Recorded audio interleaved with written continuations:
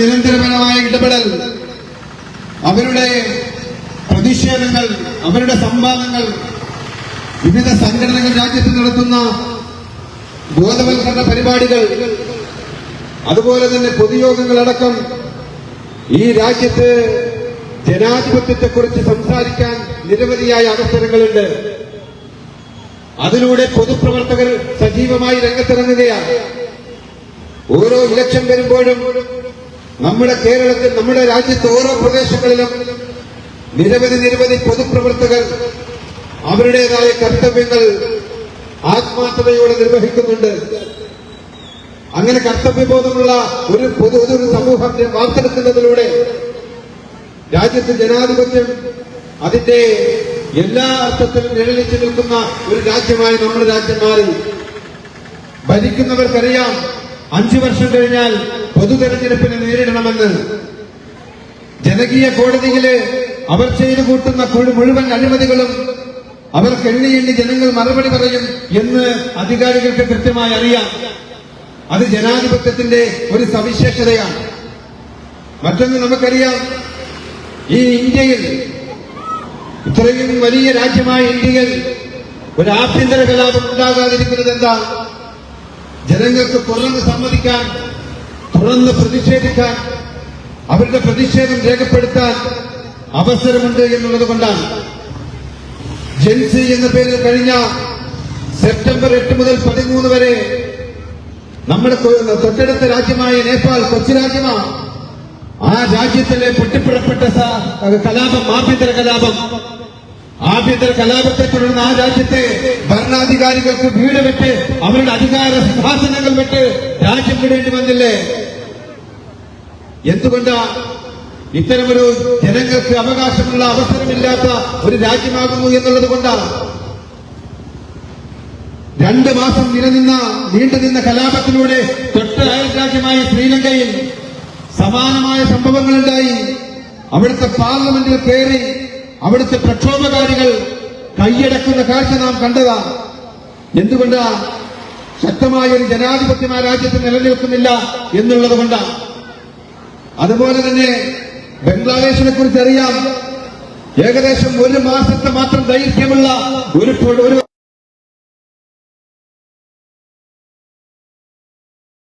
ഇന്ത്യയിൽ അഭയം തേടേണ്ടി വന്നു എന്ന് പറയുമ്പോ അവിടുത്തെ കോടതികൾ വധശിക്ഷ വിധിക്കുന്നു എന്നൊക്കെ പറയുമ്പോ നമ്മൾ മനസ്സിലാക്കണം, ഇന്ത്യയിൽ അത്തരമൊരു കലാപം ഉണ്ടായിട്ടില്ല. എപ്പോഴും പറയുന്നതാണല്ലോ പാകിസ്ഥാൻ. ആ പാകിസ്ഥാനിൽ 79 വർഷക്കാലം അവർ സമാധാനം എന്താണെന്ന് അറിഞ്ഞിട്ടില്ല. അവിടെ നിരന്തരമായ ആഭ്യന്തര കലാപങ്ങൾ, സൈനിക അട്ടിമറികൾ, അങ്ങനെ വിവിധങ്ങളായ പ്രക്ഷോഭങ്ങൾ ഉണ്ടായിക്കൊണ്ടിരിക്കുന്നു. പക്ഷേ നമ്മുടെ ഇന്ത്യ എത്രമാത്രം വലിയ രാജ്യമാണ്, എത്രമാത്രം ഭാഷകൾ കൈകാര്യം ചെയ്യുന്ന ഒരു രാജ്യമാണ്. വസ്ത്രധാരണത്തിന്റെ പേരിൽ, ഭക്ഷണത്തിന്റെ പേരിൽ, വിവിധതരം മതങ്ങളുടെ പേരിൽ വ്യത്യസ്തമാർന്ന സംസ്കാരങ്ങൾ ഉൾക്കൊള്ളുന്ന ഒരു രാജ്യം. ആ രാജ്യത്ത് ഇന്നുവരെയും ഒരു ആഭ്യന്തര കലാപം ഉണ്ടാകാത്തത് ഈ ശക്തമായ ജനാധിപത്യം രാജ്യത്ത് നിലനിൽക്കുന്നുവെന്നുള്ളത് കൊണ്ടാണ്. നമ്മൾ മനസ്സിലാക്കണം, ആ ജനാധിപത്യം നിലനിൽക്കുന്നത് ഈ വ്യവസ്ഥാപിതമായ ഇലക്ഷൻ പ്രക്രിയ നടക്കുന്നു, അത് സുതാര്യമാണ് എന്നുള്ളത് കൊണ്ടാണ്. അവിടെയാണ് ആ സുതാര്യത നഷ്ടപ്പെടുന്നിടത്താണ്, ആ ജനാധിപത്യം നഷ്ടപ്പെടുന്നിടത്താണ്, ആ ഭരണഘടന ഇല്ലാതാകുന്നിടത്താണ് social democratic party of India തെരുവിലിറങ്ങുന്നത് എന്ന് നിങ്ങൾ മനസ്സിലാക്കണം. നമ്മുടെ ജനാധിപത്യത്തിൽ 4 തൂണുകളല്ലേ? Legislature, executive, judiciary, media. ഇത് 4 പൂരകങ്ങളാണ്. ഇത് 4 അവരുടേതായ ഉത്തരവാദിത്തങ്ങൾ വഹിച്ച് ഈ ജനാധിപത്യത്തെ ശക്തിപ്പെടുത്തേണ്ടതാണ്. നമുക്ക് മുമ്പറിയാം, മാധ്യമങ്ങൾ സ്വതന്ത്രമായി ഭരണകർത്താക്കളെ വിമർശിച്ചിരുന്നു. ഇന്നങ്ങനെ വിമർശിക്കുന്നുണ്ടോ? ഉദ്യോഗസ്ഥർ തലങ്ങളിലുള്ള ഉദ്യോഗസ്ഥർ, തെരഞ്ഞെടുപ്പ് കമ്മീഷൻ അടക്കം ഈ രാജ്യത്തെ ഭരണകർത്താക്കളെ, രാജ്യത്തെ കോടതികളെ പോലും അവരുടെ അധികാരം ഉപയോഗിച്ചുകൊണ്ട് അവർ നേരാവണ്ണം പ്രവർത്തിച്ചിരുന്നു. എന്ന് ഇലക്ഷൻ കമ്മീഷൻ അടക്കമുള്ള ഏതെങ്കിലും ഭരണഘടന നിർവഹണ സമിതി അങ്ങനെ പ്രവർത്തിക്കുന്നുണ്ടോ? അതുപോലെ തന്നെ കോടതികൾ രാജ്യത്തെ എത്രയോ ഭരണകർത്താക്കൾക്കെതിരായി വിധി കൽപ്പിക്കപ്പെട്ട കോടതികളാണ് രാജ്യത്തെ കോടതികൾ. എന്നാൽ 2014 ശേഷം രാജ്യത്ത് BJP അധികാരത്തിലേറിയതിനു ശേഷം അത്തരമൊരു വിധികൾ എത്രമാത്രം ദുർബലമാകുന്നുവെന്ന് നാം മനസ്സിലാക്കണം. ഇതെല്ലാം കൂടി ഒത്തൊരുമിച്ച് ഒരു ഫാസിസത്തിന്റെ കീഴിൽ പ്രവർത്തിക്കുന്ന ഒരു സംവിധാനമായി മാറുകയാണ്. ഇലക്ഷൻ കമ്മീഷൻ നമുക്കറിയാം എങ്ങനെയാണ്. കഴിഞ്ഞ 2024 ലോക്സഭാ ഇലക്ഷൻ നടക്കുമ്പോൾ മോഡിയെ സംബന്ധിച്ചിടത്തോളം തീർത്തും പരാജയപ്പെട്ട ഒരു ഭരണമാണ് കേന്ദ്രഭരണം എന്ന് നമ്മൾ വിധി എഴുതിയതാണ്. അങ്ങനെ വിധി എഴുതുന്ന കാലഘട്ടത്തില് ഇനി എങ്ങനെയാണ് അധികാരത്തിലേക്ക് കയറുക എന്ന് RSS സ്വാഭാവികമായും പ്ലാൻ ചെയ്തു. അതിന്റെ ഭാഗമായി ചില ക്രമീകരണങ്ങൾ ഇലക്ഷൻ കമ്മീഷൻ മേഖലയിൽ വരുത്തുകയാണ്. 1985 ബാച്ചുകാരനായ IAS ഉദ്യോഗസ്ഥൻ അരുൺ ഗോയൽ ഒരു സുപ്രഭാതത്തിൽ അദ്ദേഹം ആ IAS സ്ഥാനം രാജിവെക്കുകയാണ്. രാജിവെച്ച അരുൺ ഗോയൽ പിറ്റേ ദിവസം ഒരു രാത്രിയിൽ അനധികൃതമായി അദ്ദേഹത്തിനെ ഇലക്ഷൻ കമ്മീഷനായി കേന്ദ്ര സർക്കാർ നിയമിക്കുന്നു. ആ നിയമനം സുതാര്യമായിരുന്നില്ല. ആ നിയമനം സുതാര്യമല്ല എന്ന് രാജ്യത്തെ സുപ്രീം കോടതി വിധിച്ചു. നിശ്ചിതമായ വിമർശനങ്ങൾ അപൂർവമായി ഉണ്ടായതിലൊന്ന് ആ വിമർശനമായിരുന്നു. എന്നിട്ട് പറഞ്ഞു, ഇത്തരത്തിൽ ഏറ്റവും വലിയ സുപ്രധാനമായ ഒരു പദവി വഹിക്കുന്നവരെ ഇത്ര അനായാസം നിങ്ങൾ തിരഞ്ഞെടുക്കരുത്, ലാഘവത്തോടുകൂടി തിരഞ്ഞെടുക്കരുത്. അതിന് രാജ്യത്തെ വ്യവസ്ഥകളുണ്ട്. എന്താ വ്യവസ്ഥ? അങ്ങനെ ഒരു ഇലക്ഷൻ കമ്മീഷനെ നിയമിക്കണമെങ്കിൽ രാജ്യത്തിന്റെ പ്രധാനമന്ത്രിയും രാജ്യത്തിന്റെ ചീഫ് ജസ്റ്റിസും അതുപോലെ തന്നെ പ്രതിപക്ഷ നേതാവും ഉൾക്കൊള്ളുന്ന ഒരു സമിതിയുണ്ട്. ആ സമിതിയില് നാമനിർദ്ദേശങ്ങൾ വരണം. ആ നാമനിർദ്ദേശങ്ങൾ വരുമ്പോൾ പോലും വനിതകൾക്ക് മുൻതൂക്കമുണ്ടാകണം, അവരുടെ പേരുകൾ പ്രാതിനിധ്യമുണ്ടാകണം. മാത്രമല്ല അവരുടെ അനുഭവങ്ങൾ, അവരുടെ മുൻഗണനാക്രമങ്ങളൊക്കെ തന്നെ പാലിച്ചുകൊണ്ട് മാത്രമേ അത്തരം ഒരു സെലക്ഷൻ നടത്താവൂ എന്ന് സുപ്രീം കോടതി പറഞ്ഞു. അങ്ങനെ സുപ്രീം കോടതി പറയുമ്പോ അതിനെ മറികടക്കാൻ കേന്ദ്രം ചെയ്തതെന്താ? ആ നിയമം തന്നെ പൊളിച്ചെഴുതുകയാണ് ചെയ്തത്. പൊളിച്ചെഴുതിയിട്ട് എങ്ങനെയാ ചെയ്തത്? ചീഫ് ജസ്റ്റിസിനെ ആ സമിതിയിൽ നിന്ന് ഒഴിവാക്കുകയാണ്. എന്നിട്ട് പ്രധാനമന്ത്രി നിശ്ചയിക്കുന്ന ഒരു ക്യാബിനറ്റ് മന്ത്രിയെ എന്ന് പറഞ്ഞാൽ നരേന്ദ്രമോദിയും അവരുടെ കൂട്ടാളികളും നിശ്ചയിക്കുന്ന നിലയിൽ രാജ്യത്തിന്റെ ഇലക്ഷൻ കമ്മീഷൻ എന്ന വലിയ ഒരു ഉത്തരവാദിത്വത്തിലേക്ക് ഇവിടെ നിയമിക്കപ്പെടുന്നൊരവസ്ഥയുണ്ടാകുന്നു. അങ്ങനെ ഈ രാജ്യത്തിന്റെ നിയമം പോലും പൊളിച്ചെഴുതി. ആ പൊളിച്ചെഴുതിയിലൂടെ വന്ന ഒരാളാണ് ഇപ്പോഴത്തെ ഇലക്ഷൻ കമ്മീഷൻ ജ്ഞാനേഷ് കുമാർ. ഞാൻ നേരത്തെ സൂചിപ്പിച്ചല്ലോ, അരുൺ ഗോയൽ നിയമിതനായി. അതിനുശേഷം ലോക്സഭാ ഇലക്ഷൻ നടക്കുന്നതിന് തൊട്ടു മുമ്പ് പൊടുന്നനെ അദ്ദേഹം രാജിവെക്കുകയാണ്. രാജിവെക്കുമ്പോൾ സ്വാഭാവികമായും പിന്നെ ആരാണുണ്ടാകുന്നത്? രാജീവ് കുമാർ എന്ന് പറയുന്ന ഏകാംഗ കമ്മീഷനാണ്. ഏകാംഗ കമ്മീഷൻ രാജ്യത്ത് മുമ്പുമുണ്ടായിട്ടുണ്ട്. ഏകദേശം 999 വരെയും ഏകദേശം പല ഘട്ടങ്ങളിലായി ഏകാംഗ ഇലക്ഷൻ കമ്മീഷൻ ഉണ്ടായിട്ടുണ്ട്. പക്ഷേ അതിനുശേഷം ഒരു ഏകാംഗ ഇലക്ഷൻ കമ്മീഷൻ ഉണ്ടാകുന്നത് 2024 ലോക്സഭാ ഇലക്ഷന് തൊട്ടു മുമ്പാണ്. രാജ്യത്തൊരു തെരഞ്ഞെടുപ്പ് നടക്കുമോ എന്ന് പോലും രാജ്യം ചർച്ച ചെയ്യപ്പെട്ടു. 1925 രൂപീകരിച്ച RSS 2025 ആകുമ്പോഴത്തേക്ക് രാജ്യം എന്ന് പറയുന്ന ഇന്ത്യ എന്ന് പറയുന്ന രാജ്യം അതൊരു ഹിന്ദുത്വ മനുവാദ രാഷ്ട്രത്തിൽ അധിഷ്ഠിതമായ ഒരു രാജ്യമാകണമെന്ന് അവർ സ്വപ്നം കണ്ടതാ.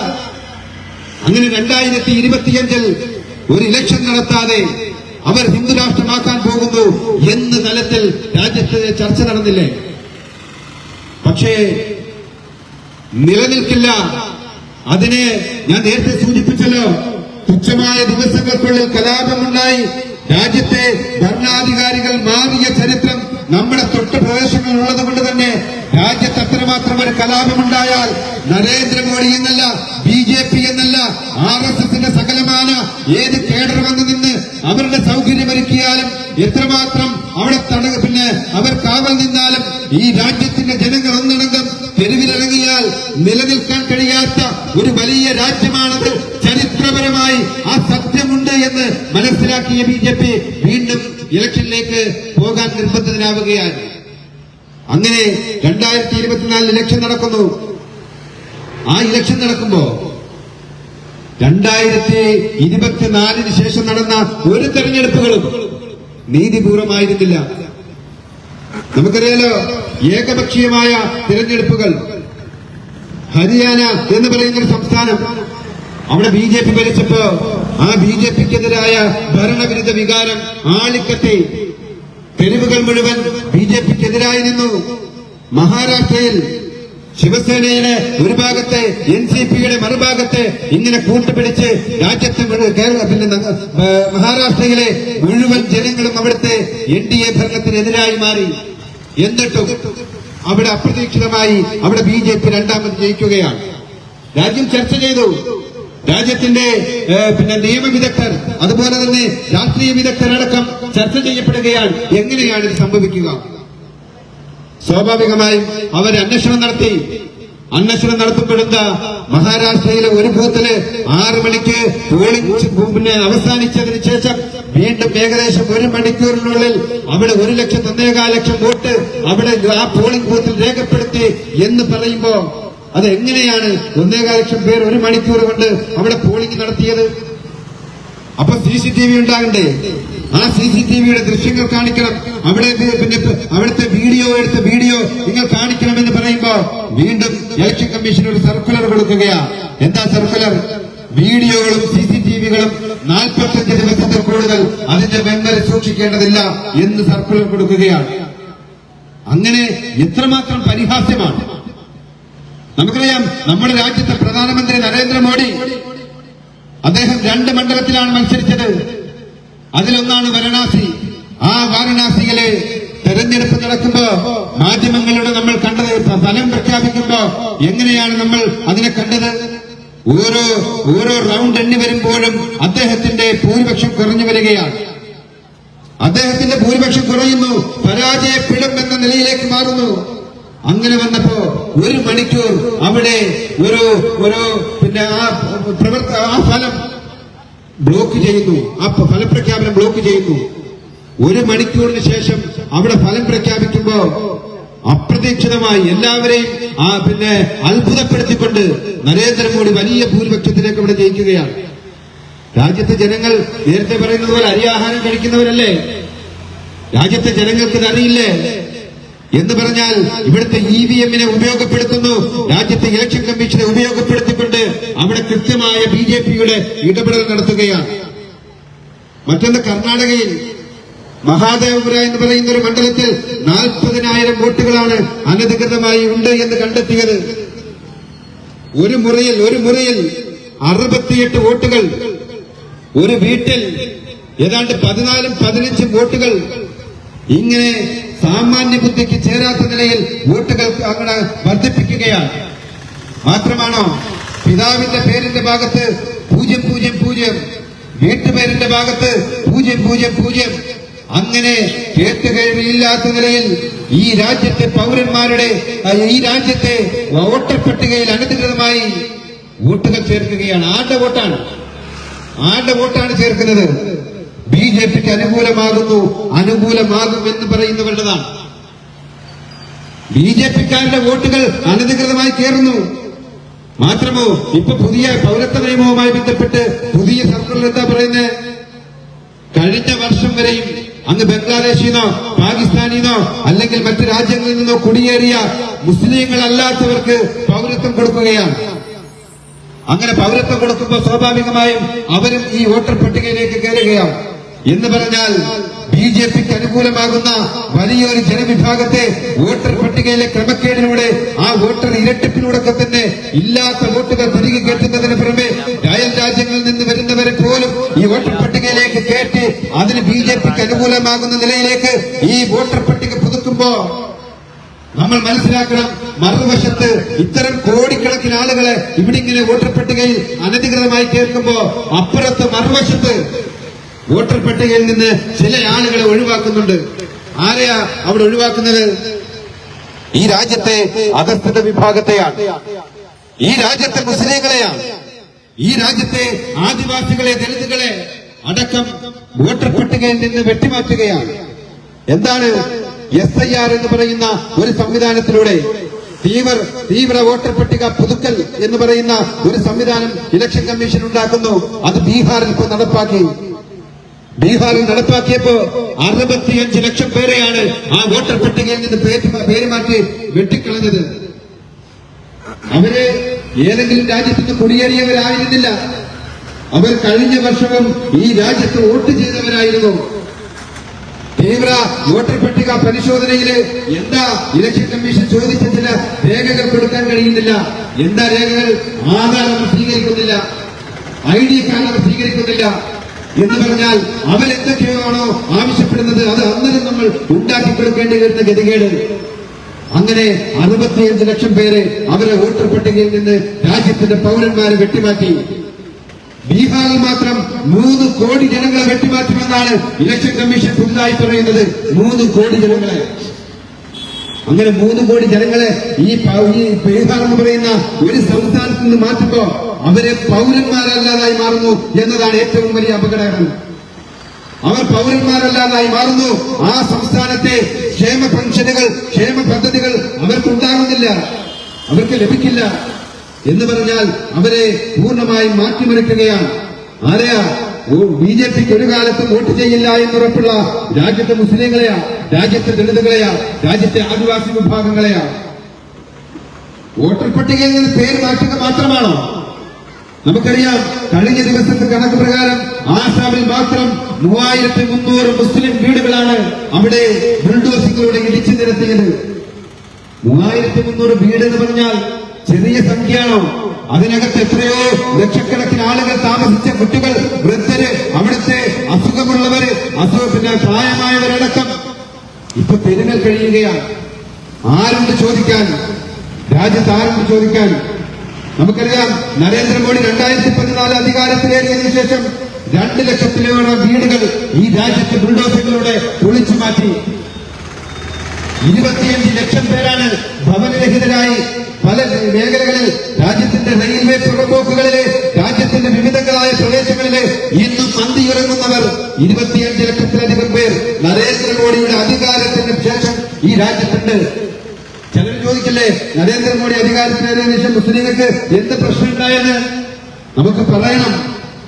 2 ലക്ഷത്തിലധികം മുസ്ലിം വീടുകൾ ബുൾഡോസിലൂടെ പൊളിച്ചു നീക്കിയ ഒരു ഭരണകൂടമാണ് രാജ്യത്തെ BJPയുടെ ഭരണകൂടം. 25 ലക്ഷത്തിലധികം മുസ്ലിം വിഭാഗക്കാർ തെരുവിൽ കഴിയേണ്ടി വരുന്നത് BJPയുടെ ഭരണത്തിലാണ് എന്ന് നമ്മൾ മനസ്സിലാക്കണം. മാത്രമാണോ, പൗരത്വം നിഷേധിക്കപ്പെട്ട് ആയിരക്കണക്കിന് ആളുകൾ അസമിൽ അടക്കമുള്ളവർ ജയിലിൽ കഴിയുകയാണ്. കഴിഞ്ഞ ദിവസം അതിലൊരാൾ മരണപ്പെട്ടു. അദ്ദേഹം എന്താ? 67 വയസ്സുള്ള ഒരു വൃദ്ധനാണ് ആ മരണപ്പെട്ടത്.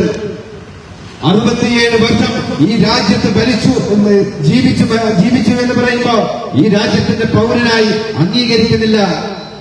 ഈ രാജ്യത്ത് ജനിച്ച, ഈ രാജ്യത്ത് വോട്ട് ചെയ്ത, ഈ രാജ്യത്തെ പൂർണ്ണ പുലർത്തി രാജ്യത്ത് ജീവിച്ച ആ 67-കാരൻ കഴിഞ്ഞ ദിവസം പൗരനല്ല എന്ന് പറഞ്ഞുകൊണ്ട് തടങ്കൽ പാളയത്തിലേക്ക് തള്ളിക്കളഞ്ഞ് അദ്ദേഹം അവിടെ അന്ത്യശ്വാസം വലിച്ചപ്പോ ഒരു കോടതി പോലും ഇവിടെ നീതിപൂർവമായി ഇടപെട്ടില്ല. ഒരു പ്രതിപക്ഷത്തെയും നമ്മൾ ഇവിടെ കാണുന്നില്ല. ഇതാണ് രാജ്യത്തിന്റെ സാഹചര്യം. നമുക്കറിയാം, ദിവസവും നമ്മൾ കേൾക്കുന്ന വാർത്തയെന്താ? ഓരോ ദിവസവും 100 കണക്കിന് പള്ളികൾ പൊളിച്ചു മാറ്റിക്കൊണ്ടിരിക്കുകയാണ്. 32 മദ്രസകൾ UPയിൽ മാത്രം കഴിഞ്ഞ 2-3 മാസമായി അവിടെ പൊളിച്ചാൻ കളഞ്ഞു. അവിടുത്തെ വിദ്യാർത്ഥികൾ, അവിടുത്തെ അധ്യാപകർ അടക്കം ഇന്ന് ജോലിയില്ലാതെ പ്രയാസപ്പെടുന്ന സാഹചര്യം. രാജ്യത്തെ പ്രബലമായ മുസ്ലിം വിഭാഗത്തിന് ആരാധനകർമ്മം ചെയ്യാൻ പള്ളികളില്ലാത്ത ഒരു രാജ്യമായി രാജ്യം മാറുന്നു. എത്രമാത്രം പ്രതിസന്ധിയിലൂടെയാണ് ഈ രാജ്യം പോയിക്കൊണ്ടിരിക്കുന്നത്.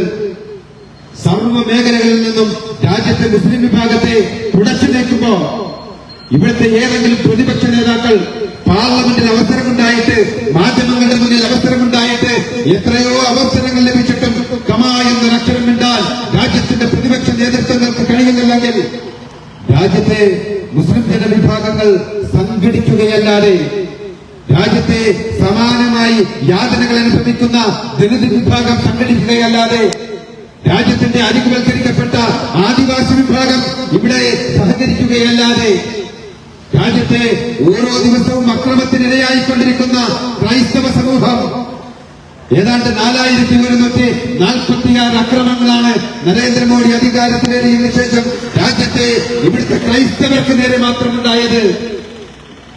കഴിഞ്ഞ ക്രിസ്മസ് ദിനത്തിൽ മാത്രം 13 അക്രമങ്ങൾ. മണിപ്പൂരിൽ ഒരു ചർച്ച് പോലും ആക്രമിക്കപ്പെടാതെ ഒരു ചർച്ച് പോലുമില്ല എന്ന് ആധികാരികമായ പഠനത്തിൽ നിന്ന് ഈ രാജ്യത്ത് വെളിപ്പെടുത്തുമ്പോ എത്രമാത്രം സുരക്ഷിതരാണ് ഈ രാജ്യത്തെ ന്യൂനപക്ഷങ്ങൾ. അതുകൊണ്ട് ബിജെപിയുടെ ഫാസിസത്തിന്റെ കൊടും ക്രൂരതകൾക്കിരയാകുന്ന, അക്രമത്തിനിരയാകുന്ന, അനീതിക്കിരയാകുന്ന ഇരകൾ സംഘടിച്ച് രാജ്യത്തൊരു മഹാമുന്നണിയായി, വലിയൊരു സഖ്യമായി രാജ്യത്തിന്റെ ഇന്ദ്രപ്രസ്ഥത്തിലേക്ക് നടന്നു നീങ്ങുകയല്ലാതെ മറ്റൊരു വഴിയുമില്ല എന്ന് നമ്മൾ മനസ്സിലാക്കണം. ഇപ്പോ രാഹുൽ ഗാന്ധി ഈ വോട്ട് കൊള്ളയെക്കുറിച്ച് കൊണ്ടുവന്നു. ശരിയാണ്, രാഹുൽ ഗാന്ധി നന്നായി അധ്വാനിച്ചാണ് ഈ പറയുന്ന വലിയ അധ്വാനത്തിന്റെ ഫലമായിട്ടാണ് വോട്ടർ പട്ടികയിലെ ക്രമക്കേട് അദ്ദേഹം ഓരോന്നായി എണ്ണിക്കൊണ്ടുവന്നത്. പക്ഷേ രാജ്യത്തെ പൗരന്മാർക്ക് നേരത്തെ തന്നെ അറിയാമായിരുന്നു ഇത് ഈ രാജ്യത്ത് ഇത്രമാത്രം EVM-ിലൂടെ വോട്ടർ പട്ടികയിലൂടെ ഇത്തരം ക്രമക്കേടുകൾ നടത്തുന്നുവെന്ന്. പക്ഷേ രാഹുൽ ഗാന്ധി കൊണ്ടുവന്ന് വലിയ ശക്തമായി ബീഹാറിൽ വലിയ യാത്ര ചെയ്ത് ഇന്ത്യ എന്ന് പറയുന്ന ഒരു വലിയ രാജ്യത്തെ പ്രതിപക്ഷ കക്ഷി ഇങ്ങനെ മുന്നോട്ട് പോകുമ്പോ രാജ്യത്ത് വീണ്ടും പ്രതീക്ഷകൾ നട്ടുമുളച്ചു. സ്വാഭാവികമായും നിഷ്പക്ഷമായി ചിന്തിക്കുന്ന രാജ്യത്തെ ജനങ്ങളുണ്ടല്ലോ, RSSനോട് മടുത്തിട്ട് ഏതെങ്കിലും ഒരു മുന്നണികൾ വന്ന് ഈ രാജ്യത്തെ രക്ഷിക്കുമെന്ന് സ്വപ്നം കണ്ടിരിക്കുന്ന രാജ്യത്തെ പൗരന്മാർ, ആ പൗരന്മാർ ആശ വെച്ച് നിൽക്കുമ്പോഴാണ് നിങ്ങൾ മനസ്സിലാക്കേണ്ടത് ഉപരാഷ്ട്രപതി തെരഞ്ഞെടുപ്പ് നടക്കുകയാണ്. രാജ്യത്തിന്റെ പാർലമെന്റിലെ ഉപരാഷ്ട്രപതി തെരഞ്ഞെടുപ്പ് അതിനിർണായകമായ ഒരു ഇലക്ഷൻ. വോട്ട് ചോരി എന്ന് പറഞ്ഞുകൊണ്ട് പ്രതിപക്ഷം മുന്നേറുന്നു, ബീഹാറിൽ വലിയ യാത്ര നടത്തുന്നു. പ്രതിപക്ഷ കക്ഷികളൊക്കെ വലിയ ആവേശത്തിലാകുന്ന ഘട്ടത്തിൽ ആ ഇലക്ഷൻ നടക്കുമ്പോൾ നമ്മൾ മനസ്സിലാക്കണം, BJPയുടെ കാൻഡിഡേറ്റായ രാധാകൃഷ്ണൻ 440 വോട്ട് മാത്രമാണ് അവർ പ്രതീക്ഷിച്ചിരുന്നത്. ആ 440 വോട്ട് പ്രതീക്ഷിച്ച NDAക്ക് കിട്ടിയത് എത്രയെന്നറിയോ? 452 വോട്ട്. BJP പോലും അത്ഭുതപ്പെട്ടു പോയി, എങ്ങനെയാണ് ഞങ്ങൾക്ക് ഇത്ര വോട്ട് കിട്ടുക? ഇന്ത്യ എന്ന് പറയുന്ന സഖ്യം അവർ 320 വോട്ട് എന്തായാലും ലഭിക്കും എന്ന് പ്രതീക്ഷയോടുകൂടി സ്ഥാനാർത്ഥി നിർത്തിയതാ. അവർക്ക് കിട്ടിയത് എത്ര? 300 വോട്ട്. 20 വോട്ട് അവിടെ കാണുന്നില്ല. 15 വോട്ട് കൃത്യമായി, മറ്റേത് വരാത്തത് കൊണ്ടാണ് പറയുന്നത്. പക്ഷേ 15 വോട്ട് അവിടെ വന്നിട്ടും BJPക്ക് വോട്ട് ചെയ്യേണ്ടി ചെയ്തു എന്ന് പറഞ്ഞാൽ ഇവിടെ എങ്ങനെയാണ് ഒരു പ്രതിപക്ഷ ഐക്യമുണ്ടാവുക? ഇത്രയും നിർണായകമായ ഒരു ഘട്ടത്തിൽ പോലും ഐക്യപ്പെടാൻ രാജ്യത്തെ പ്രതിപക്ഷം തയ്യാറാകുന്നില്ലെങ്കിൽ 20 കോടി രൂപയാണ് ഓരോ MP-ക്കും കൊടുത്തത് എന്നാണ് BJP ഇപ്പോൾ പുതിയതായി വെളിവരുന്നത്. 20 കോടി രൂപ BJP കൊടുത്തു. അതിനേക്കാൾ ഗൗരവം, കേരളത്തിലെ MP-മാർ ഉൾപ്പെടെയുള്ളവർ BJPക്ക് വോട്ട് ചെയ്തു എന്നാണ് പുതുതായി വരുന്ന റിപ്പോർട്ടുകൾ. എന്ന് പറഞ്ഞാൽ നമ്മുടെ കേരളത്തിലെ ചില MP-മാരെ പോലും നമുക്ക് സംശയത്തിന്റെ മുൾമുനയിലേക്ക് നിർത്താൻ കഴിയുന്ന സാഹചര്യം ഈ രാജ്യത്താവുന്നു. എത്രമാത്രം അപകടമാ! ഈ ഇന്ത്യ മുന്നണിയെ, ഈ പ്രതിപക്ഷത്തെയാണോ നമ്മൾ വിശ്വസിച്ചുകൊണ്ട് വോട്ട് ചെയ്ത് അധികാരത്തിലേക്ക് കയറുന്നത്? വെറും 20 കോടി രൂപ കൊടുത്താൽ എപ്പോഴും തരം പോലെ BJPയോടൊപ്പം നിൽക്കുന്ന ഒരാദർശവുമില്ലാത്ത രാജ്യത്തിന്റെ പൗരന്മാരോട്, രാജ്യത്തിന്റെ ജനാധിപത്യത്തോട്, രാജ്യത്തിന്റെ മതേതര മൂല്യങ്ങളോട്, രാജ്യത്തിന്റെ ഭരണഘടനയോട് ഒരു നിലയിലും ആത്മാർത്ഥതയില്ലാത്ത രാജ്യത്തെ ഓരോ MP-മാരും, അത് കോൺഗ്രസിന്റേതാകട്ടെ, കേരള കോൺഗ്രസിന്റേതാകട്ടെ, മറ്റ് പാർട്ടികളുടേതാകട്ടെ, ഇങ്ങനെ ജയിപ്പിച്ചു വിട്ടതുകൊണ്ട് എന്തെങ്കിലും പ്രയോജനമുണ്ടോ? ഇല്ല. നമുക്കറിയാം, ഇപ്പൊ കേരളത്തിലേക്ക് പോലും ഈ ഇലക്ഷൻ കമ്മീഷന്റെ SIR, അതായത് തീവ്ര വോട്ടർ പരിശോധന കേരളത്തിലേക്ക് കൂടി വരികയാണ് എന്നാണ് ഇപ്പോ പുതിയതായി വരുന്ന റിപ്പോർട്ടുകൾ. ഇവിടുത്തെ പ്രതിപക്ഷ പാർട്ടികൾക്ക്, ഭരണകക്ഷി പാർട്ടികൾക്ക് എന്ത് സമീപനമാണ്? എന്റെ ശബ്ദം ശ്രമിക്കുന്ന ക്രൈസ്തവ വിശ്വാസികൾ, അന്ന് ബീഹാറിൽ ഈ SIR-ന്റെ ഇരയായി മുസ്ലിങ്ങളാണ് മഹാഭൂരിപക്ഷം വന്നതെങ്കിൽ കേരളത്തിലെ ഈ SIR നടപ്പാക്കുമ്പോ, ഈ തീവ്ര വോട്ടർ പരിശോധന നടപ്പിലാക്കുമ്പോ ഈ കേരളത്തിലെ ക്രൈസ്തവരും അതിന് ഇരയായി മാറുന്ന സാഹചര്യമാണ് ഉള്ളത്. എങ്ങനെയാ പ്രവാസികൾ ഒരുപക്ഷെ ഇതിന് ഇരയായി മാറും. പ്രവാസികൾക്ക് ആ പറയുന്ന സമയബന്ധിതമായി കൊടുക്കാൻ കഴിയാതാകുമ്പോൾ അവർ വോട്ടർ പട്ടികയിൽ നിന്ന് പേര് മാറുന്നു. അതോടുകൂടി രാജ്യത്തിന്റെ പൗരന്മാരല്ലാതായി മാറുന്ന ഒരു ഗതികേടിലേക്ക് രാജ്യം കേരളം പോലും മാറുകയാണ്. ഇവിടെ ആരാണ് ഇത് ചർച്ച ചെയ്യുന്നത്? അതുകൊണ്ട് തന്നെ കേരളം ഉൾപ്പെടെയുള്ള നമ്മളൊക്കെ എപ്പോഴും പറയും കേരളം സുരക്ഷിതമാണ്, കേരളത്തിൽ ഒരു ദിവസം പോലും BJP ഭരിച്ചിട്ടില്ല, അതുകൊണ്ട് സുരക്ഷിതമാണ് എന്ന് പറയുമ്പോഴും എത്രമാത്രം സുരക്ഷിതമാണ്? ഒരു സുരക്ഷിതത്വമില്ലാതെ ഈ കേരളവും മാറുകയാണ്. പക്ഷേ ഇതിന് പ്രതിവിധി ഉണ്ടാകണം. ഈ പറയുന്ന ഈ സമവാക്യങ്ങൾ ഐക്യപ്പെടണമെന്നതാണ് നമ്മൾ ആവശ്യപ്പെടുന്നത്. മറ്റൊന്ന്, കേരളത്തിലല്ലേ ഒരു BJPയുടെ MP ഇപ്പോ മന്ത്രിയായിരിക്കുന്നത് സുരേഷ് ഗോപി. അദ്ദേഹം എങ്ങനെയാണ് അവിടെ ജയിച്ചത്? 60,000 വോട്ടുകൾ അവിടെ വോട്ടർ പട്ടികയിൽ അവിടെ ക്രമക്കേട് നടത്തിയെന്നാണ് പുതിയ വെളിപ്പെടുത്തൽ. 60,000 വോട്ട്. ആ വോട്ട് എങ്ങനെയാ? BJPയുടെ ജില്ലാ ഓഫീസിൽ പോലും വോട്ടുകളുള്ളവരുണ്ടായിരുന്നു. BJPയുടെ സംസ്ഥാന നേതാക്കൾ മുഴുവൻ BJP തൃശൂരിലേക്ക് വോട്ട് ചേർക്കുന്ന സാഹചര്യം. ഒരു ഫ്ളാറ്റിൽ ആ ഫ്ളാറ്റിൽ വന്ന് മാധ്യമപ്രവർത്തകർക്ക് പറയുക, ഞാൻ പരാതി കൊടുത്തു, ഒരു നടപടിയും സ്വീകരിക്കുന്നില്ല, എന്റെ ഫ്ളാറ്റിൽ ഞാൻ അറിയാതെ ആരൊക്കെയോ താമസിക്കുന്നു എന്ന വ്യാജ ഒപ്പിട്ടുകൊണ്ട് അവിടെ വോട്ടർ പട്ടികയിൽ പേര് ചേർത്തിരിക്കുന്നു, എനിക്കതിൽ പരാതിയുണ്ട് എന്ന് ആ വീടിന്റെ ഉടമ വന്ന് പറഞ്ഞിട്ട് പോലും എന്തുകൊണ്ടാണ് കേരളത്തിന്റെ ഇടതുപക്ഷം ഒരു നടപടി സ്വീകരിക്കാത്തത്? സുരേഷ് ഗോപിയുടെ കുടുംബത്തിന് 2 ID കാർഡ് ഉണ്ടെന്നാണ്. ഇന്ത്യയുടെ നിയമം വെച്ച് ഒരു ID കാർഡ് ഒരു പൗരന് കഴിയുള്ളൂ. 2 ID ഉണ്ടെങ്കിൽ 7 വർഷം തടവിൽ കഴിയാവുന്ന ശിക്ഷയാ. എന്തുകൊണ്ടാണ് അവർക്കെതിരെ ആ നടപടി സ്വീകരിക്കാത്തത്? വോട്ടർ ക്രമക്കേട് നടത്തുന്നത് വലിയ കുറ്റമാണ്, ജാമ്യമില്ലാത്ത വകുപ്പാണ്. പക്ഷെ എന്തുകൊണ്ടാണ്? മാത്രമല്ല, തൃശൂരിൽ അന്ന് കളക്ടറായിരുന്ന കൃഷ്ണ തേജ എന്ന് പറയുന്ന ഒരു IAS ഉദ്യോഗസ്ഥൻ അദ്ദേഹത്തിനോട് പരാതി പറയുന്നു, അദ്ദേഹം മൈൻഡ് ചെയ്യുന്നില്ല. അദ്ദേഹം കീഴ്ഘടകങ്ങൾക്ക് അനുവാദം കൊടുക്കുന്നു.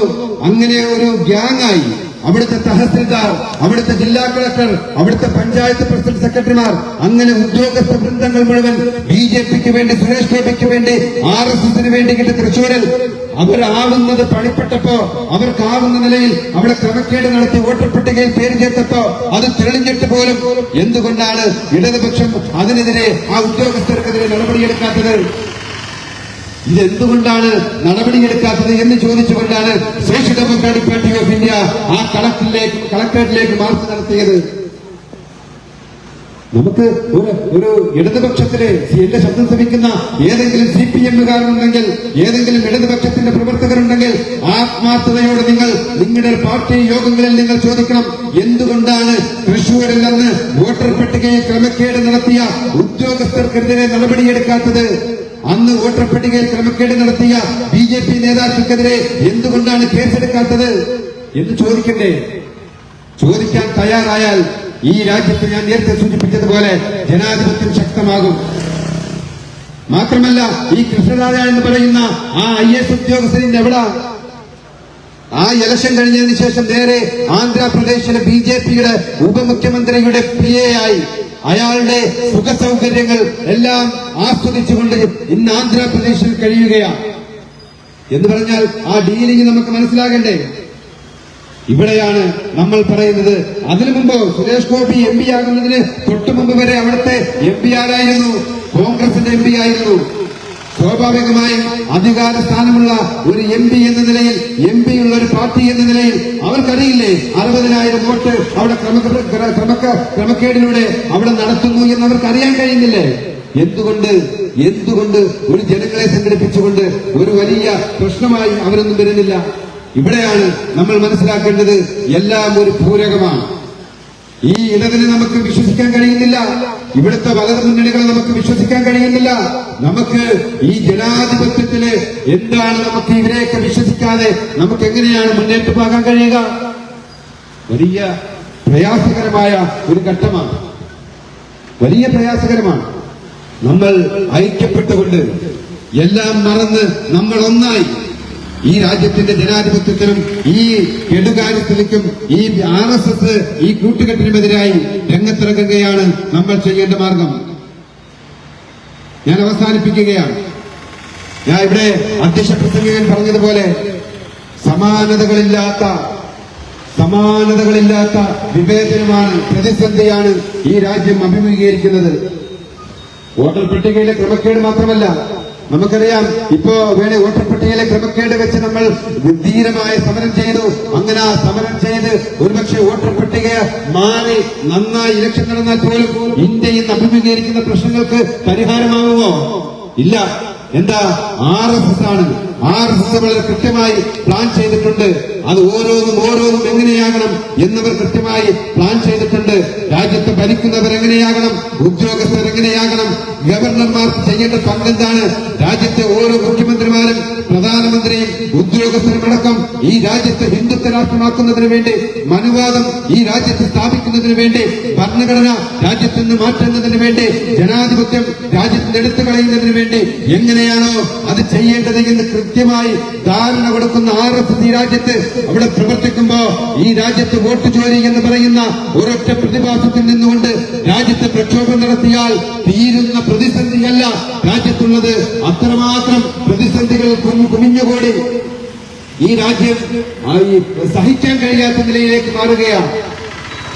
രാജ്യത്ത് EDയുടെ അന്വേഷണ ഏജൻസികളുടെ വലിയ മുന്നേറ്റം, അവരാരെയും പിടിച്ച് ജയിലിടാൻ കഴിയുന്ന സാഹചര്യം, എത്രയെത്ര ചെറുപ്പക്കാരാണ്, എത്രയെത്ര വൃദ്ധരാണ്, എത്രയെത്ര പണ്ഡിതന്മാരാണ് ഒരു തെറ്റും ചെയ്യാതെ അകാരണമായി ജയിലിൽ കഴിയുന്നവർ എത്ര പേരെയാ? രാജ്യത്തിന്റെ ജയിലുകൾ പോലും ഇവിടുത്തെ മുസ്ലിങ്ങൾക്കും ഇവിടുത്തെ ആദിവാസികൾക്കും ദളിതുകൾക്കും സംവരണം ചെയ്യപ്പെട്ടുവെന്ന് തോന്നുന്ന നിലയിൽ ഈ രാജ്യത്തിന്റെ ജയിലുകൾ കുമിഞ്ഞുകൂടുകയാണ്. എന്ത് തെറ്റാണ് ചെയ്തത് എന്ന് പോലും അറിയാൻ കഴിയാത്ത സാഹചര്യം. മറ്റൊന്നോ, നിഷ്പക്ഷമായി രാജ്യത്തിന്റെ കോടതികൾ നിലനിൽക്കുന്നില്ല എന്നതാണ് ഗൗരവകരം. കഴിഞ്ഞ ദിവസം ഒരു വിധി വന്നില്ലേ വഖഫുമായി ബന്ധപ്പെട്ട്? വഖഫ് നിയമ ഭേദഗതി തന്നെ റദ്ദു ചെയ്യണം. ആ റദ്ദു ചെയ്യേണ്ടത് എന്തുകൊണ്ടാ? അത് ഭരണഘടനയ്ക്കെതിരാണ്, രാജ്യത്തിന്റെ മൂല്യങ്ങൾക്കെതിരാണ്, രാജ്യത്തിന്റെ മതേതരത്തിനെതിരാണ് എന്നതുകൊണ്ട് ഈ ഭരണഘടന ഭേദഗതി മുഴുവൻ റദ്ദു ചെയ്യണമെന്ന് ആവശ്യപ്പെട്ടുകൊണ്ട് ഈ ഇന്ത്യയിലെ വിവിധങ്ങളായ പാർട്ടികൾ, സംഘടനകൾ, മതസ്ഥാപനങ്ങളടക്കം ഇവിടുത്തെ ഹർജി കൊടുക്കുമ്പോ 10-21 പേര് കൊടുക്കും. മതി, നിങ്ങൾ വേണ്ട, ഞങ്ങൾ ചെയ്തോളാം എന്ന് പറഞ്ഞുകൊണ്ട് ആ ഹർജികൾ മുഴുവൻ ഏറ്റെടുത്തിട്ട് കേന്ദ്ര സർക്കാരിനെതിരെ ആ നിയമം റദ്ദു ചെയ്യുമെന്ന തരത്തിൽ പല പ്രസ്താവനകൾ നടത്തി രാജ്യത്തിന്റെ പ്രതിഷേധങ്ങളെ ശമിപ്പിച്ചതിന് ശേഷം ഏകദേശം 6-7 മാസം കഴിഞ്ഞതിന് ശേഷം ഒരു വിധി വരികയല്ലേ സുപ്രീം കോടതിയിൽ നിന്ന്? എന്ത് വിധിയാകുന്നത്? ഭാഗികമായി സ്റ്റേ ചെയ്തുവെന്ന്. ഭാഗികമായി സ്റ്റേ ചെയ്തു എന്ന് കേട്ടപാടെ ഈ കേരളത്തിലെ എത്ര മുസ്ലിം സംഘടനകളാ സ്വാഗതാർഹമെന്ന് പറഞ്ഞത്, ആശ്വാസകരമെന്ന് പറഞ്ഞത്? ആശ്വാസകരമാണോ? സ്വാഗതാർഹമാണോ? ഒരിക്കലുമല്ല എന്ന് നമ്മൾ മനസ്സിലാക്കണം. 9 ലക്ഷം ഏക്കറിലധികം രാജ്യത്തെ വഖഫ് കയ്യേറാൻ എല്ലാ അവസരങ്ങളും ഒരുക്കിയ ഈ പറയുന്ന വഖഫ് നിയമ ഭേദഗതിയിലെ ഒരൊറ്റ നിയമം മാത്രമാണ് എടുത്തു മാറ്റിയത്. ബാക്കി വരുന്ന 10-ലധികം നിയമങ്ങൾ ഇപ്പോഴും അതുപോലെ നിലനിൽക്കുകയാണ്. ഞാൻ അതിനെക്കുറിച്ച് വിശദീകരിക്കുന്നില്ല. നിങ്ങൾക്കറിയാം അതിന്റെ ഓരോ ക്ലോസുകളും. ആ നിയമങ്ങളൊക്കെ നിലനിൽക്കുമ്പോഴാണ് ആശ്വാസകരമെന്ന് പലരും ഇവിടെ പ്രസ്താവന ഉയർത്തുന്നത്. ഒരു നിലയിലുമില്ല, ആശങ്കയാണ്. ആ വിധിയിലൂടെ ഉണ്ടാകുന്നത് എന്താ? ആ നിയമ ഭേദഗതി കോടതി അംഗീകരിക്കുകയാണ്. കോടതി അംഗീകരിക്കുന്നതോടെ രാജ്യത്തെ പൗരന്മാർ അംഗീകരിക്കേണ്ടി വരികയാണ്. എന്ന് പറഞ്ഞാൽ നമ്മളിപ്പോ തൊട്ടടുത്ത് കാണുന്ന മസ്ജിദുകൾ ഒരുപക്ഷെ ബുൾഡോസർ ഉപയോഗിച്ചുകൊണ്ട് അധികാരികൾ ഒരു പേപ്പറുമായി വരുമ്പോ ആ പള്ളി പൊളിക്കണമെന്ന് പറഞ്ഞാൽ സുപ്രീം കോടതിയുടെ ഇപ്പോഴത്തെ വിധി പ്രകാരം നമുക്ക് മാറി നിന്നിട്ട് പൊളിക്കട എന്ന് പറയാൻ മാത്രമേ അവകാശമുണ്ടാകുന്നുള്ളൂ, പൊളിക്കാനേ കഴിയുള്ളൂ. അതാണ് സുപ്രീം കോടതിയുടെ ഇപ്പോഴത്തെ നിലപാടനുസരിച്ച്. അവിടെ ചില പഠിക്കാതെ, കാര്യങ്ങൾ അറിയാതെ അവിടെ സ്വാഗതാർഹമെന്ന് പറയുകയാണ്. ആശങ്കാജനകമാണ് കോടതിയുടെ ഇടപെടൽ. മറ്റൊന്നോ, ഇപ്പൊ 130-ാം നിയമ ഭരണഘടനാ ഭേദഗതി വരികയാണ്. എന്താ? ഒരു പൊതുപ്രവർത്തകൻ, ഇപ്പോ ഞങ്ങളുടെ പ്രിയങ്കരനായ പഞ്ചായത്ത് പ്രസിഡന്റ് ഇവിടെ ജാഥ നയിച്ചു. സ്വാഭാവികമായും ഈ നാടിന്റെ ഒരു ജനനായകനായി അദ്ദേഹം ഉയർന്നു വന്നാൽ, അല്ലെങ്കിൽ ഏതെങ്കിലും കോൺഗ്രസിന്റെ ഒരു ജനനേതാവ് ഉയർന്നു വന്നാൽ, ഏതെങ്കിലും CPM-ന്റെ നേതാവ് ഈ ഒരു ജനനായകനായി ഉയർന്നു വന്നാൽ അദ്ദേഹത്തിന് മുൻനിർത്തിയാണല്ലോ സ്വാഭാവികമായും ഇലക്ഷൻ നടത്തുക. ഇപ്പോ 130-ാം ഭരണഘടനാ ഭേദഗതി പ്രകാരം എന്താ, അദ്ദേഹത്തിന് ഏതെങ്കിലും കാരണവശാൽ ജയിലിലേക്കിട്ട് 30 ദിവസവും അദ്ദേഹം ജയിലിൽ കഴിയേണ്ടി വന്നാൽ അദ്ദേഹത്തിന് അയോഗ്യനാണ്, മത്സരിക്കാൻ കഴിയില്ല, ജനപക്ഷത്തിൽ നിന്ന് സംസാരിക്കാൻ കഴിയില്ല, ജനങ്ങളുടെ ആവശ്യം നിറവേറ്റി അദ്ദേഹത്തിന് ഇടപെടാൻ കഴിയുന്ന അവസരം അദ്ദേഹത്തിന് നിഷേധിക്കുകയാണ് ഈ സ്വതന്ത്ര ഭാരതത്തിൽ. നിഷേധിക്കുകയാണ്. എന്നിട്ട് ഇത് ആർക്കാ സൗകര്യമുണ്ടാകുന്നത്? അങ്ങനെ മന്ത്രിമാരെ, ചില ആളുകളെ ലക്ഷ്യമിട്ടുകൊണ്ട് ഇവിടെ ഇങ്ങനെ നിയമങ്ങൾ പാസാക്കുകയാണ്. മറ്റൊന്ന്, ഈ ഇന്ത്യയിൽ ഉണ്ടാകുന്ന കോർപ്പറേറ്റുകളാണ്. കോർപ്പറേറ്റുകൾ പിടിമുറക്കിയിരിക്കുകയാണ്. നമുക്കറിയാം, ഇന്ത്യയുടെ സ്വാതന്ത്ര്യം നേടുന്നതിന് മുമ്പ് രാജ്യത്ത് ആരാണ് രാജ്യം ഭരിച്ചത്? ബ്രിട്ടീഷുകാരാണ്. ബ്രിട്ടീഷുകാരെങ്ങനെയാ? ബ്രിട്ടീഷുകാർ നേരിട്ട് അവിടുത്തെ അധികാരികൾ വന്നാണോ ഈ രാജ്യം ഭരിച്ചതല്ല. അവിടുത്തെ കോർപ്പറേറ്റുകൾ, ഈസ്റ്റ് ഇന്ത്യ കമ്പനിയാണ് ഈ രാജ്യം ഭരിച്ചത്, അടക്കി ഭരിച്ചത്. എങ്ങനെയാ? ഇപ്പൊ കോർപ്പറേറ്റുകൾ രാജ്യത്തെ കോർപ്പറേറ്റുകളുടെ സമാനമാണ്. എന്ന് പറഞ്ഞാൽ ഈസ്റ്റ് ഇന്ത്യ കമ്പനി 1600 ഇവിടെ വന്നിട്ട് 1664 അവർക്ക് സൈനികരെ ഇടപെടാൻ, സൈനിക മേഖലകളെ അവർക്ക് സ്വയം സൃഷ്ടിക്കാൻ, അതിലൂടെ ഇടപെടാൻ നടത്താൻ അധികാരം കൊടുത്തതോടുകൂടി ഇന്ത്യ എന്ന് പറയുന്ന മഹത്തായ രാജ്യത്തെ കീഴടക്കാൻ ഈസ്റ്റ് ഇന്ത്യ കമ്പനി എന്ന് പറയുന്ന ബ്രിട്ടീഷ് കമ്പനിക്ക് കഴിഞ്ഞിട്ടുണ്ടെങ്കിൽ, പ്രിയപ്പെട്ടവരെ, നമ്മൾ മനസ്സിലാക്കണം, ഈ രാജ്യത്തെ പ്രബലരായ ഈ 146 കോടി ജനങ്ങളെ അവരെ നിയന്ത്രിക്കുന്നതാരാ? വെറും 300 പേരടങ്ങുന്ന രാജ്യത്തെ കോർപ്പറേറ്റുകളാണ്. ആ 300 പേരുടെ GDP എത്ര? രാജ്യത്തിന്റെ പൊതു GDP 40% അവരാണ് കൈയാളുന്നത്. എന്ന് പറഞ്ഞാൽ അവർ നിയന്ത്രിക്കുന്ന നിലയിലേക്ക് മാറുകയാണ്. അവരുടെ ആസ്തി എത്ര? 140 ലക്ഷം കോടി. 140 ലക്ഷം കോടി എന്ന് പറഞ്ഞാൽ നിങ്ങൾക്കറിയോ, കഴിഞ്ഞ തവണ ബജറ്റില് ഈ രാജ്യത്തെ മുഴുവൻ തൊഴിൽ മേഖലകളിലെ യുവാക്കൾക്ക് വേണ്ടി തൊഴിൽ നേടുന്നതിന് വേണ്ടി കേന്ദ്ര സർക്കാർ നീക്കിവെച്ച തുക വെറും 2 ലക്ഷം കോടി രൂപയാണ്. വെറും 2 ലക്ഷം കോടി. എത്ര കോടി ജനങ്ങളെ, എത്ര കോടി തൊഴിലവസരങ്ങൾക്ക് വേണ്ടിയിട്ട ഈ 2 ലക്ഷം കോടി നീക്കിവെച്ചത്? അവിടെയാണ് 140 ലക്ഷം കോടിയുള്ള ഭീമന്മാരായ കോർപ്പറേറ്റുകൾ രാജ്യം വാഴുന്നത്. നമ്മുടെ ഭക്ഷ്യസുരക്ഷയുണ്ടല്ലോ, ഈ രാജ്യത്തെ റേഷൻ കടകൾ, രാജ്യത്തെ സപ്ലൈകോകൾ, അതുപോലെ തന്നെ അന്നം മുട്ടാതെ രാജ്യത്തെ പൗരന്മാർ ജീവിക്കുന്നതിന് വേണ്ടി രാജ്യത്തിന്റെ കേന്ദ്ര സർക്കാർ നീക്കിവെച്ച തുക എത്രയാണെന്നറിയോ? 2,13 ലക്ഷം രൂപ. 2,13 ലക്ഷം രൂപയാണ്. എന്ന് പറഞ്ഞാൽ ഈ 140 ലക്ഷം കോടി എവിടെ നിൽക്കുന്നു? ഈ പറയുന്ന ബജറ്റിൽ നീട്ടിവെക്കുന്ന തുക എത്രയിരിക്കുന്നു? അങ്ങനെ കോർപ്പറേറ്റുകൾ ഗണ്യമായി കൂടുന്നു. എയർപോർട്ടുകൾ, സീപോർട്ടുകൾ, കടലുകൾ, കായലുകൾ, കാട് അടക്കമുള്ളവ കോർപ്പറേറ്റുകളിലേക്ക് മാറുകയാണ്.